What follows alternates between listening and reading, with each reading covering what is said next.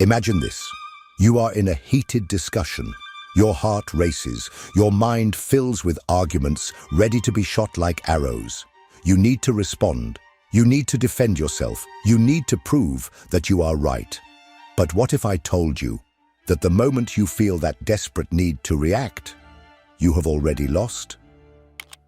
The world has taught us that strength lies in voice, in the ability to argue, to impose oneself, to always have a sharp response at the tip of the tongue. But Nietzsche saw this completely differently. For him, true power does not lie in shouting louder, nor in forcefully convincing others. True power lies in what you choose not to say. We live surrounded by noise, social media, endless debates, people competing to see who can talk the most, who has the last word. But what few realize is that in this sea of noise, those who truly have power are not shouting.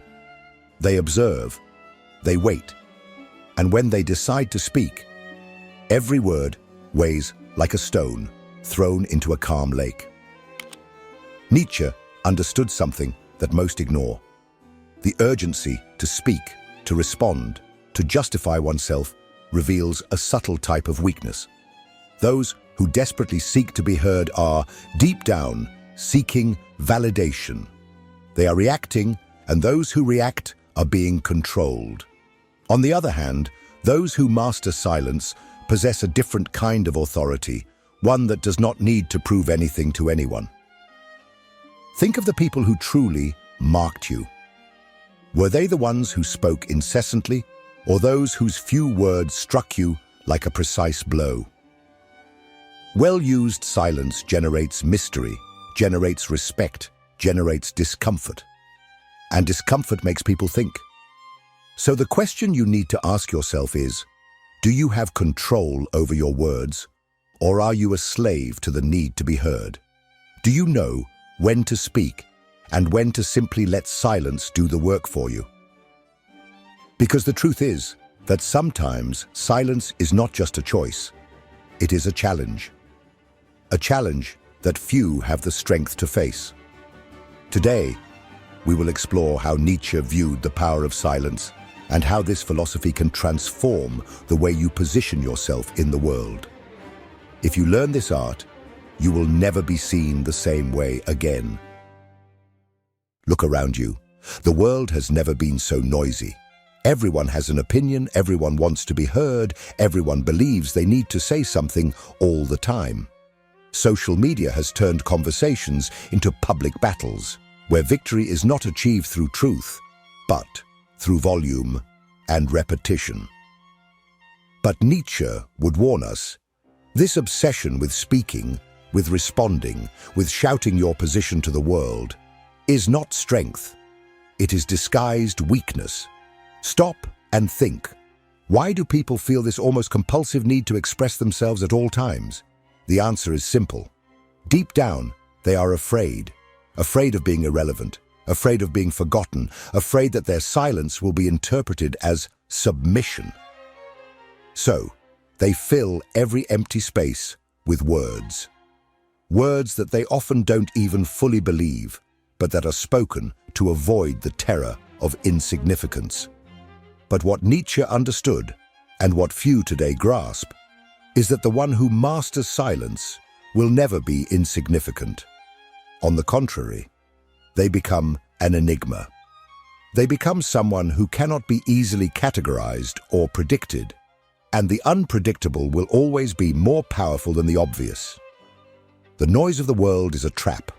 It creates the illusion that those who speak the most, who impose themselves the most, who respond the fastest, are the ones who win. But that is the logic of the weak. Nietzsche just saw life as a battlefield, and on that field, the warrior who charges into battle first is not always the one who emerges victorious. Often, it is the one who knows how to wait, who observes, who perceives the enemy's flaws before attacking.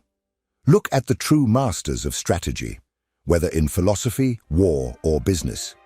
They do not speak more than they need to. They do not rush to respond. They do not wear themselves out trying to prove something to everyone. They know that sometimes the best move is to let the other tire themselves out trying to decipher them. Nietzsche did not see silence as a weakness, but as an assertion of strength. Those who master silence control the rhythm of the game. Those who remain silent at the right moment force the other to speak more than they should, to reveal their weaknesses, to expose themselves. Deep down, modern society cannot stand silence because silence forces introspection. And introspection is dangerous for those who have built their identity on external noise. So ask yourself, are you in control of your voice? Or are you just another lost in the incessant noise of the world? Do you know when to speak and when to remain silent? Or do you feel restless in the void of your own absence? Because if you cannot bear silence, perhaps it is telling you something you are afraid to hear. Nietzsche believed that the vast majority of people live chained to illusions. Illusions about morality, about good and evil, about what is right and wrong. From a young age, we are taught to fit in, to follow rules, to respect conventions. But what if I told you that these rules were not made to strengthen you, but rather to domesticate you? The concept of the Ubermensch, Nietzsche's Superman, is not about muscles, money, or status. It is about something much more powerful, absolute mastery over oneself. The Ubermensch does not react impulsively, does not despair to be accepted, does not feel the need to prove anything to anyone. He creates his own values, his own rules, his own path. And one of the main weapons of this superior being is precisely silence. Think about it. What happens when you remain silent in a situation where everyone expects a response? Silence generates discomfort. It creates mystery. It reverses the power dynamic. When you refuse to react at the expected moment, you force the other person to deal with their own anxiety.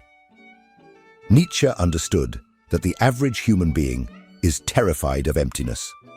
They need to fill everything with words, explanations, justifications. But the Ubermensch? He understands that silence can be more powerful than any argument. See the difference between a true leader and someone who needs to shout to be heard. The true leader does not need to raise their voice. They do not need to justify themselves at every step. They exist so firmly and unwaveringly that their presence alone commands respect. Now look at those who are always talking, always trying to convince others that they are strong, intelligent, superior. Deep down, this incessant chatter is just a confession of insecurity. Nietzsche saw this difference clearly. The one who talks too much, who reacts to everything, who is bothered by every provocation, is being controlled. They are a slave to their emotions, a prisoner of external validation. But the one who knows how to be silent, who chooses their words with precision, who allows others to wear themselves out trying to decipher them, that is the true master of the situation. The Ubermensch is not affected by others' opinions. He does not need the recognition of others to exist. And for that reason, he does not wear himself out trying to prove anything. He knows that his strength does not lie in how many words he says, but in the silent impact of his presence. Now I ask you, do you have control over your words, or do your words control you? Are you the owner of your voice, or are you just reacting like a puppet to the opinions of others? Because in the end, those who truly have power never despair to be heard. Have you ever noticed how silence makes people uncomfortable? Just a small moment of pause in a conversation is enough for someone to try to fill it with words. Any words, even a meaningless comment. Silence creates a vacuum, and human beings have an aversion to vacuums. They need to fill that space. They need to feel in control of the situation.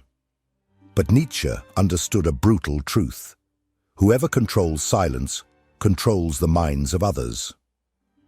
Silence is a psychological weapon.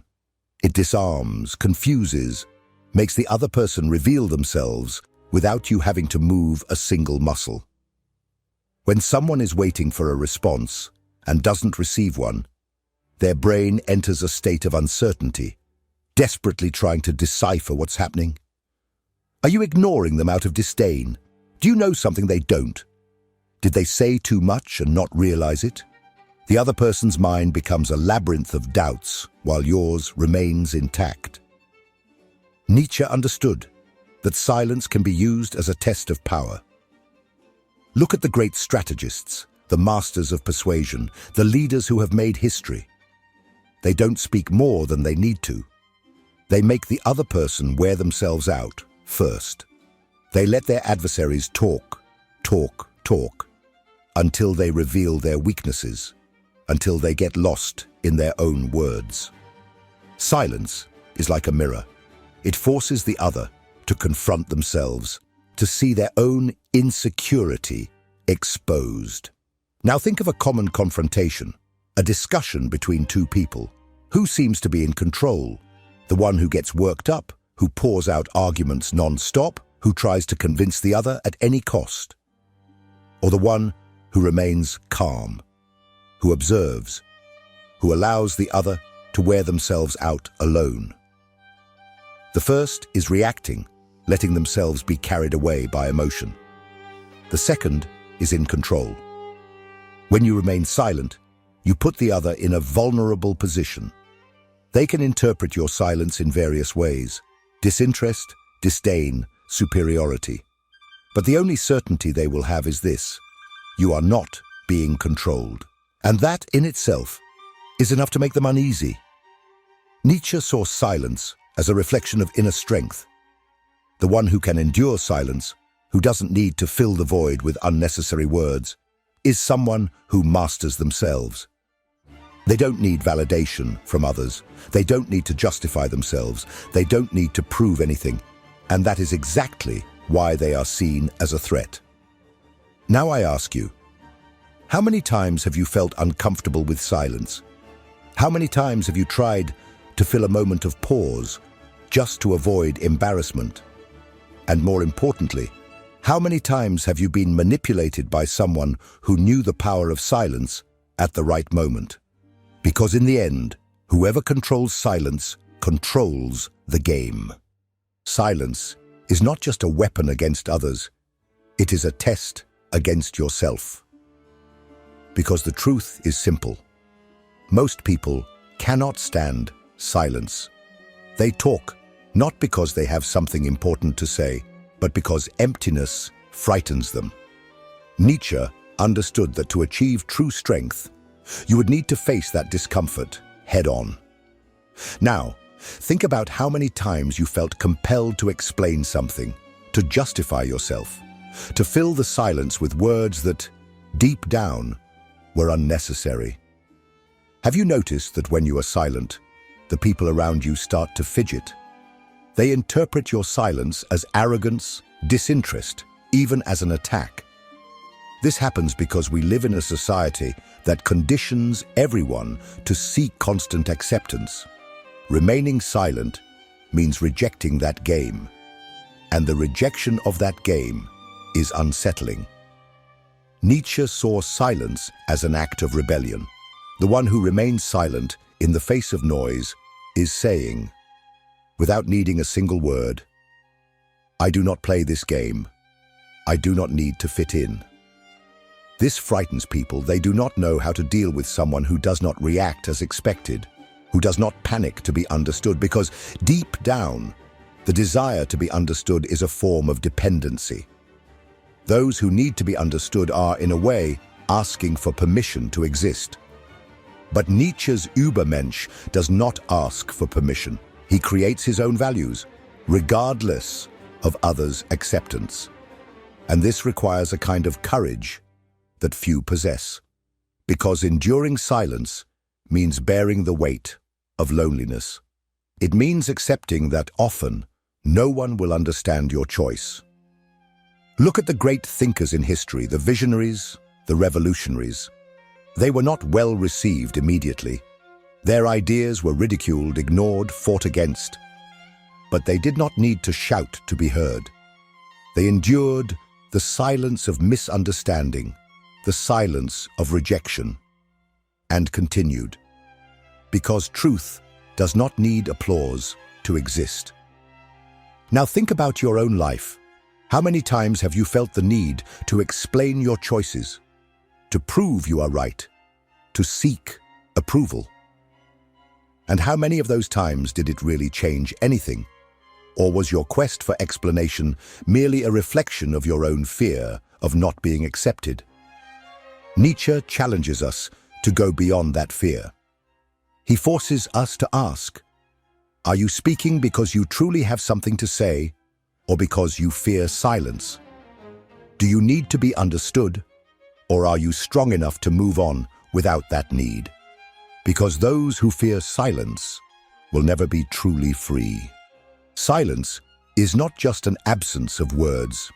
It is a tool, a strategy, a game of power. But like any weapon, it needs to be used at the right moment. Nietzsche did not advocate for never speaking. He advocated for speaking only when necessary. Now think about all the conversations you've had in the last month. How many of them really mattered? How many were just noise? How many times did you find yourself explaining something that didn't need to be explained, responding to meaningless provocations, trying to convince someone who deep down would never change their mind? How many words did you throw away just because you felt the need to fill the silence? Nietzsche saw this behavior as a form of psychological slavery. Those who talk all the time are always reacting to the world, always trying to justify their existence. But those who speak only when they want to, when they choose, when they truly decide it's worth it, they hold power. They command respect. Look at the great strategists in history. They never spoke more than necessary. They knew when to retreat, when to wait, when to remain silent so that others would reveal themselves. And when they finally spoke, their words carried immense weight. Because they were rare, because they were measured, because they were impossible to ignore. The problem with most people is that they speak without thinking. They react. They fall into the trap of provocation, the need to always have the last word. They don't realize that by doing this, they are becoming predictable. Nietzsche knew that unpredictability is one of the greatest weapons one can have. Those who do not react as expected become a mystery. And mystery is always more powerful than transparency. So, how to apply this philosophy? How to use silence strategically? First, learn to observe before responding. Most people respond before fully understanding what is being said. They feel an almost uncontrollable urge to give an opinion, to correct, to argue. But the one who masters silence waits. They observe, they analyze, and only then do they decide if it's worth responding. Second, ask yourself, does this conversation really need me? Not every dialogue deserves your attention. Many discussions are just ego games, meaningless battles where no one is truly interested in the truth. If the conversation adds nothing, if the other side is not willing to listen, what's the point of wasting your energy? Nietzsche would say, let them talk alone. Third, when you speak, speak with weight. If you get used to speaking less, every time you open your mouth, people will stop to listen. Your words will carry a weight that those who talk all the time will never have. You don't need to convince everyone. You just need to speak in a way that makes every word count. Because in the end, it's not about how many words you say. It's about how much impact you make. Now I ask you, do you have control over your words, or do they have control over you? Do you choose when to speak, Or do you just react like a robot programmed by the need to express yourself? Nietzsche teaches us that those who speak less but speak with purpose will never be ignored. Those who master silence will never be a slave to noise. In the end, it all comes down to one question. Do you control your silence, or does your silence control you? Nietzsche saw life as a game of forces. In this game, the weak talk too much, try to justify themselves, try to convince. The strong, on the other hand, do not need approval. They understand that the need to speak all the time is just a symptom of insecurity. They know that the absence of words can carry more weight than 1,000 speeches. Silence is not just an empty space. It is a reflection of who you really are. When you are silent, you force the world to see you without distractions. You reveal your true essence. And for many, this is unbearable. Because most people build their identity based on how others react to them. But what if you took away that reaction? What if you didn't give the answer they expect? Who would you be without that need for validation? Nietzsche believed that few are ready for that answer. Few are willing to face the weight of their own silence. But those who do, those who master this art, become unshakable. Because it doesn't matter what they say about you. It doesn't matter what they think. You don't need to explain yourself. Now I want to know from you. When was the last time you remained silent when they expected you to speak? Have you noticed the impact this has on the people around you? Tell me in the comments. And if this idea made you think, if it challenged you in some way, you can't stop here. The next video will take you even deeper. No matter what you think you already know, it's essential that you watch. Watch now.